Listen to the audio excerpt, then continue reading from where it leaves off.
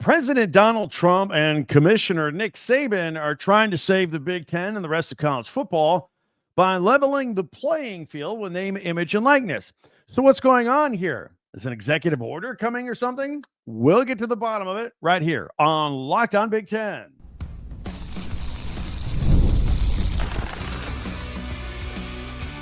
You are Locked On Big Ten, your daily podcast on the Big Ten Conference. Part of the Locked On Podcast Network, your team every day. Welcome to Locked On Big Ten. I'm Craig Sheeman, 40 years as a sports talk show host and play-by-play announcer, and I want to thank you for making us your first listen each and every day. We are free and available wherever you get your podcasts and on YouTube, part of the Locked On Podcast Network, your team every day. Hit that free subscribe button down below while you're watching so you never miss an episode. Our push to 20,000 subscribers before football season. Today's episode is brought to you by Monarch Money. Take control of your finances with Monarch Money. Use code LOCKEDONCollege at monarchmoney.com for 50% off your first year. So is Donald Trump getting involved in the Big Ten and college football to save name, image, and likeness? Michigan State with their change at athletic director. What does this mean for Jonathan Smith? Plus Husky spring ball and our top 10 Big Ten observations from the weekend coming up in a minute. But in case you missed it last week, President Donald Trump spoke at Alabama's graduation ceremony, and he was greeted by former Alabama football coach Nick Saban. As you know, Saban has been very outspoken on how to fix the larger problems of college football since he left the game, and he's become a college football analyst on ESPN. Truth be told, he was pretty outspoken about how to fix college football while he was still the head coach at Alabama. We think that he has a lot of good ideas and pretty good grasp of what's going on in college football. He did as a coach, and he does now that he's out of the game. So much so that, you know, these problems he's talking about, these are the reasons that pushed him out of the game. He didn't want to deal with it anymore. And, but I think his ideas are good. And I've often talked about how we need a commissioner for college football. We don't have one. All the major sports have one. We don't have one in college football. That's why college football is a mess. I always talk about guys like Nick Saban and Urban Meyer would be good commissioners for college football if we ever go down that road. But anyway, he is outspoken about his ideas, and so we've discussed these before, and he had the ear of the president of the United States here this past weekend. So let's talk about that a little bit.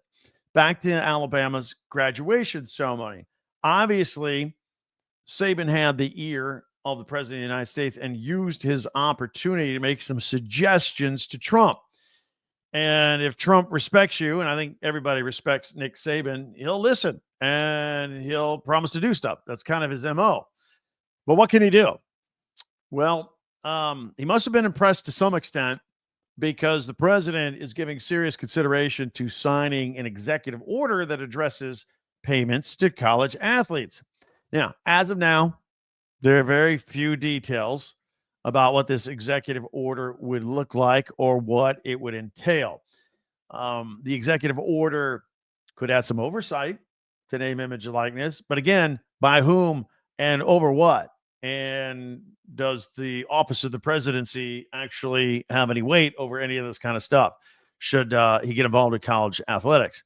But we've said time and time again that Saban has been very vocal on these matters. And it's not just talking to the president because he was there this past week doing a graduation ceremony. You know, he once joined a roundtable, talking about Saban now, hosted by Texas Senator Ted Cruz a little more than a year ago as part of Cruz's efforts to put together college sports legislation for Congress. And Saban's big talking point then, and it continues to be, that when he retired from the game, part of the reason was that the players were no longer being developed. Instead, they were bouncing around from school to school, unrelegated opportunity to unrelegated opportunity, just bouncing around. And his big problem was he can go out and recruit a high school kid. He could bring him in. He could put his time and effort into developing the kid.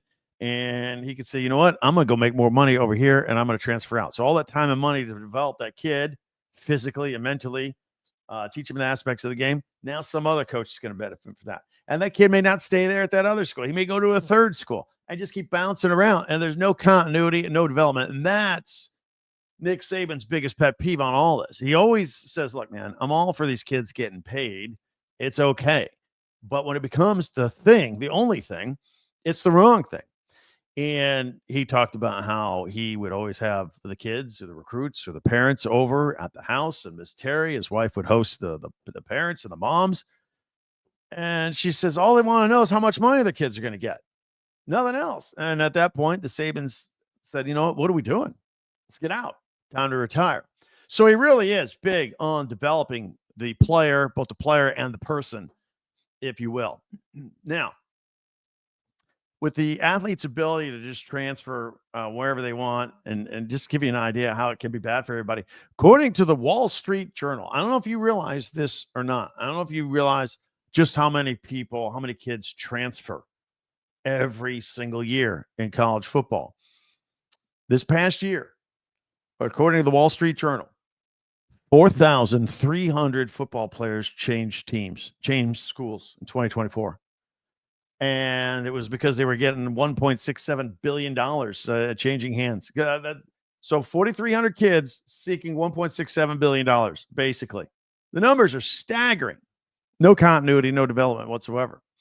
So Saban talked about the need for some sort of rules that create some sort of competitive balance, which we don't have. That's a whole other issue. Talking about name, image, and likeness. Look, Ohio State just won a national championship with a $21 million roster. That's what they spent in NIL money on those players. Now, Ryan Day will be the first to tell you, hey, a lot of the money was spent on kids that I recruited and I developed and I kept them there for another year. It wasn't like I was paying everybody for money. Although that's not totally true. I mean, Will Howard came in from Kansas State. Half a dozen other players did come in. They had to pay them. So, I mean, there's both sides to that argument. But if if Ohio State and Oregon, or if you want to go look at a Texas Longhorns program outside of the Big Ten, they can put together $20 million rosters like that. Northwestern, Rutgers, come on, can't even come close. That's what we're talking about, competitive balance that we don't have, and that's what Nick Saban's talking about. So he says whoever has the most money will have the best chance to win. And Saban says that is not the spirit of college athletics anymore. Senator Tommy Tuberville, a U.S. senator from the state of Alabama. You remember he was the former football coach at Auburn.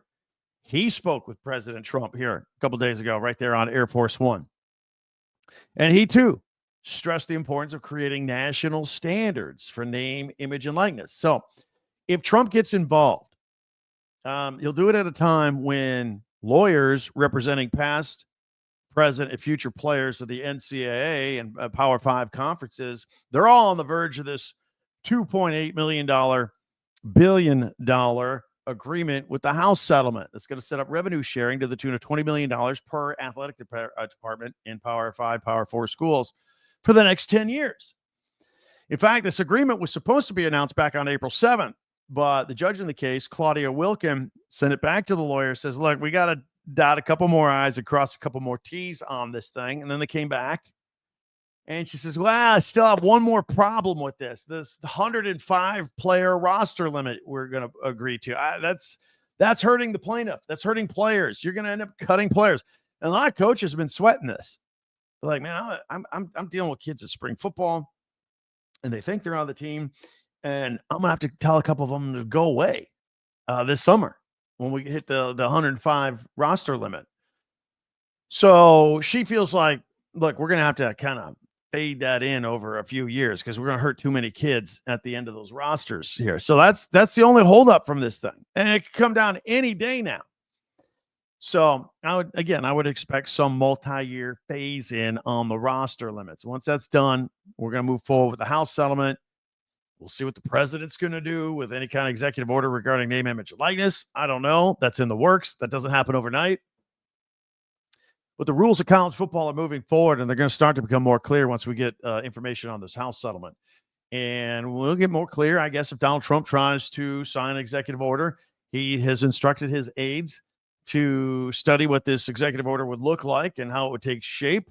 Again, no word on how long it would take and whether it would have any teeth to it, but stay tuned. I mean, people are talking. And when I mean people, I mean the president of the United States and Nick Saban and important people, Tommy Tuberville, who's in the Senate. We'll see. We'll see what's happened. We'll love to hear your opinion on it. If you want the president involved in something like this or not, hit me up with a comment on YouTube. Be sure to hit that subscribe button. We're getting this close to 18,000.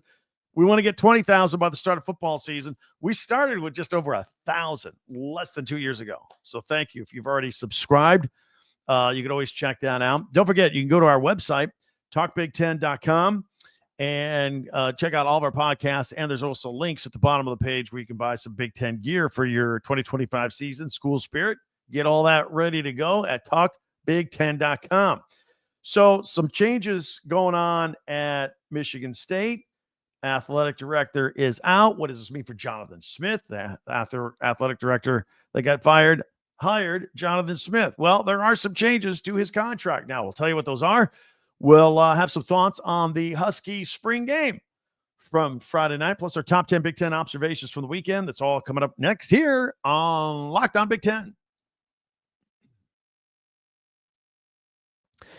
Get the supplies that you need from the site made for the skilled trades, Supply House.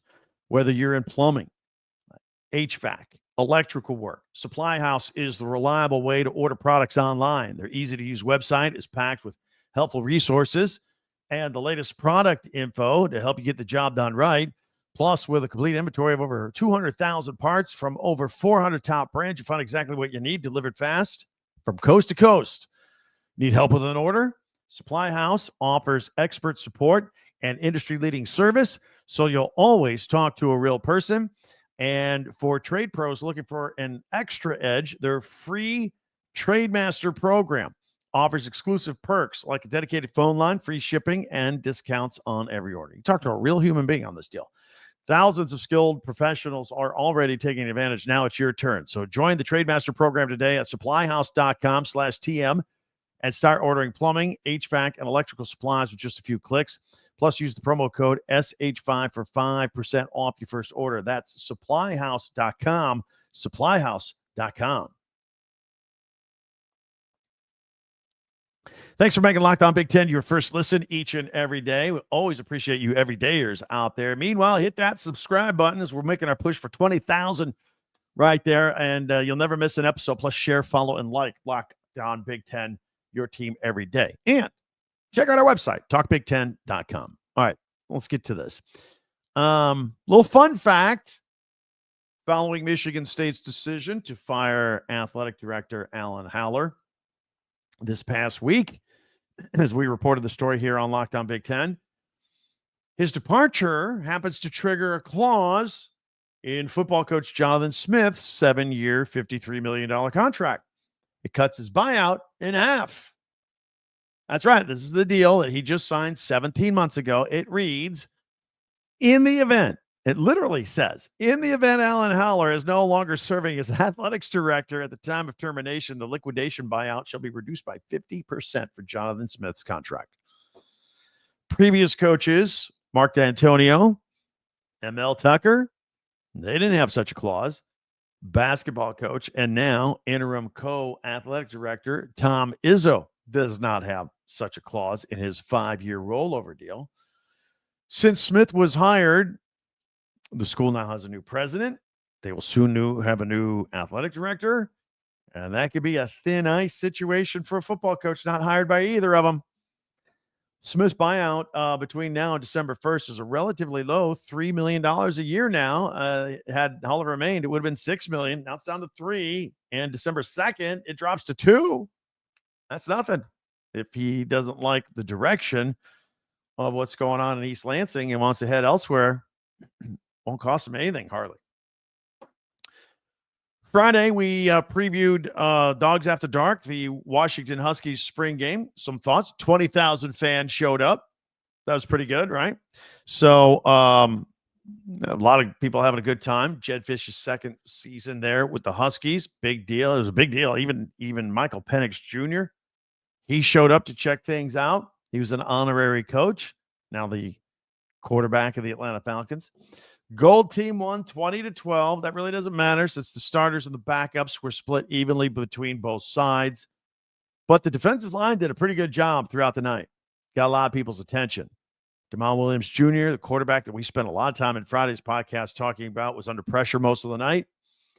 And another bright spot that we focused on our Friday podcast and ahead of that spring game. And go ahead and check it out for a second. Listen, you Husky fans, see what you missed on Friday. But wide receiver Raiden Vines-Bright, he had missed quite a bit of spring football, but in this game, he had 8 catches, 143 yards. Had a nice little toe tap catch in the end zone for a touchdown. Somebody keep an eye on here this season. Back to the defense for a minute. It forced 5 turnovers on the night. 5. Pretty good.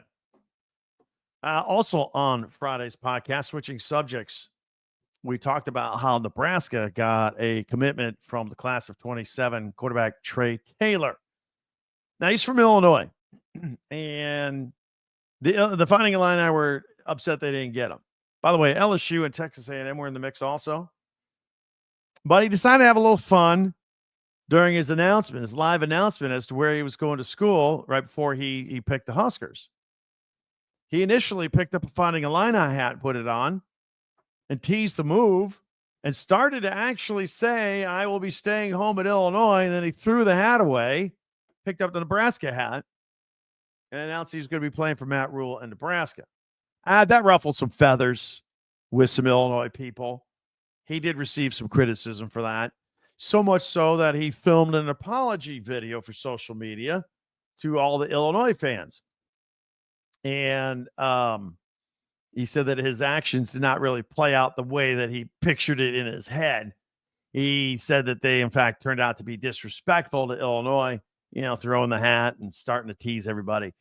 And he said he got caught up in the moment and he apologized. Apology accepted. Kid's 17 years old, felt like he made a mistake. Class move, apologizing for it. And it's not like what he did was the end of the world anyway. So anyway, we got to start accepting apologies in this country, don't we? All right, I got some notes on men's hoops here. Ohio State and Notre Dame. They're finishing up a contract on a home-and-home series on the schedule. They'll play this season in Columbus, then head to South Bend to play next year. And I don't know if it's still this way. Once upon a time in the 90s, when I was doing some play-by-play, I did a basketball game at Notre Dame. And again, I don't know if it's still this way, but the concourse of the basketball arena, that's where they keep all the Notre Dame historical stuff. The Heisman trophies, championship trophies for football, they're over in the basketball arena over there. And again, this was a long time. It's about a quarter of a century ago when I did this. So I don't know if they've changed. I know they've remodeled since. But anyway, I thought it was pretty cool. It's like a museum over there. And yes, I did take time to go take a tour of the football stadium. I never broadcast a game at the football stadium, just the basketball. Got to go down to the locker room, and you could hear the ghost of the Gipper down there. Went down the stairs in the tunnel, played like a champion today. Walked right out on a slightly snow-covered football field right under the goalpost. I'll never forget it. Oh, it was really cool. Anyway, thought I'd share that with you for just a second. My one time at Notre Dame. Also, USC. They held their end-of-year awards, and to no surprise, the Female Athlete of the Year award went to basketball player Juju Watkins. 19-year-old had an amazing sophomore season, 24 points per game, and, of course, blew out her knee in the second round of the NCAA tournament versus Mississippi State. And I have not heard yet, since that injury happened so late, I would imagine that all of next year is probably off the calendar for her. Probably going to be some sort of redshirt year. I don't know that she would come back super late or try to rush coming back. Maybe she will. These young kids, good surgery, good working out, good rehab. Maybe you come back, you take an injury that used to be a full year. Maybe you get down to 9 months. Maybe you get down to 8 months. Maybe you come back and salvage part of the season. I wouldn't, though. And you know why? I take the full year to recover because her first 2 years, she scored as many points as Caitlin Clark. And if you come back for kind of a half injury year, I mean, if you want the mark, you want to catch Caitlin Clark, go down in history, you want to give yourself a full season, full year to do it. That's why if I were her and I were Juju Watkins, I would just say, all right, this is going to be a rehab year. Going to get that knee strong. Going to take care of it. Come back the year after that, 2 solid years. And maybe you got a chance at Caitlin Clark's scoring mark. Maybe. But anyway, congratulations to her on all the awards. Certainly well-deserved. All right, coming up, we always do features at the end. Mondays, we do our top 10 Big Ten observations for the weekend. I will have those. They're all over the place. We got them. Tuesdays, tomorrow, we'll do Tuesday tweets. Wednesdays, we like to power rank stuff. Thursdays, we'll look ahead at the weekend on the Big Ten Network and highlight Big Ten classics and live action you may be interested in watching. And Friday, we make our picks. All that's coming up next. Our top 10 Big Ten observations from the weekend right here on Locked On Big Ten. I want to tell you about Monarch Money because I don't know if you're like me, you check your bank account and you go, whoa, hey, where did the money go? Maybe you're dining out too much. Maybe you do too much online shopping. Maybe you do a lot of entertainment. You can lose track, and all of a sudden you're like, oh, that's where my money went. That's where Monarch Money comes in to help you, your personal CFO, giving you full visibility and control over your finances. Monarch Money isn't just a budgeting app. It's a complete financial command center where you can track all of your accounts, investments, and spending in one place. So you stop just managing your money. You start building wealth. They've got great insights, tell you where you're spending your money and how, all in one convenience. Instead of juggling multiple apps, maybe your credit card app here, your bank app here, you put it all together. Help you out with long-term goals. Easy collaboration. Maybe you have a spouse or significant other. Put all their stuff together with yours. It's very easy so you can stay on the same page financially without any stress. Take control of your finances with Monarch Money. Use code LOCKEDONCollege at monarchmoney.com for 50% off your first year. That's monarchmoney.com. Code LOCKEDONCollege for half off your first year. monarchmoney.com.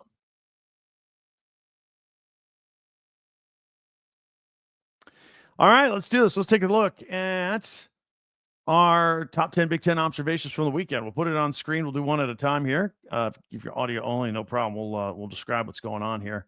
Look, I know this has nothing to do with the Big Ten and Big Ten observations here at number 10. Sovereignty winning the Kentucky Derby. It was one of the coolest things I saw all weekend, and I wanted to put it on the list. So there you go. Little Kentucky Derby. That was a good race. Journalism, give it a good run at the end there. All right. Now back to Big Ten stuff. Shout out to Indiana softball for beating Purdue 10-2 in just 5 innings on Saturday. Let's see. I got a mixture of softball and baseball. At number 8, I got Oregon softball, an impressive 14-0 win over Michigan State on Friday. That's right, the 2-touchdown win for the Lady Oregon Ducks softball team at number 8. And coming up at number 7, want to mention Michigan State baseball. Nice pitching battle on Friday at Oregon. Yeah, how about that? Oregon and Michigan State play each other in baseball and softball at the same time. 2-0 in their win over Oregon. Nice pitching effort by both sides, actually, but better job by Michigan State. At number 6, Oregon baseball did beat Michigan State on Saturday, though. I had a great pitching matchup. Cold bats Friday night, come back Saturday. Boom. Oregon, the Ducks, with an offensive explosion, a 13-5 win over Michigan State. And that was on Saturday. I got a shout out to the 14th ranked UCLA baseball team as they beat USC on Friday night 7-6. A lot of people in Southern California interested in that series over the weekend. Yeah, UCLA, one of the ranked teams in the Big Ten. Baseball is not the biggest strong suit of the Big Ten. I will tell you that. Getting the team ranks a big deal. At number 4, Maryland baseball. The thriller on Saturday, beating Penn State 12-11 in 11 innings. That was a high-scoring thriller. So that made our list at number 4. At number 3, let's go to the spring game. Dogs After Dark, the Washington Huskies. Mentioned this guy earlier in the podcast. Raiden Vines-Bright, brand new young wide receiver, going to get a lot of attention this year for the Huskies. Want to give him a shout out. 8 catches on Friday night. Pretty good. And sticking with that theme on our list, shout out to the Washington defense. I mentioned this earlier. They had 5 turnovers on the night. 4 of them were interceptions. And this time of year, the defense is usually ahead of the offense. And that was the case here with the Huskies. So, but they did really well. And number 1, look, man, anytime Michigan and Ohio State get together, we pay attention. Baseball, Michigan's good at baseball. Ohio State's having a horrible year. And Michigan on Saturday I think they were rained out. They were postponed on Friday. They got 1 game in Saturday, and Michigan just drubbed them 23-1. 23 runs in 7 innings, mind you. Yeah. So Michigan baseball getting the shout out. Number 1 spot on our top 10 Big Ten observations from the weekend. If we leave anything out, let me know. Love to hear from you on that. Hit us up with the comments section as well.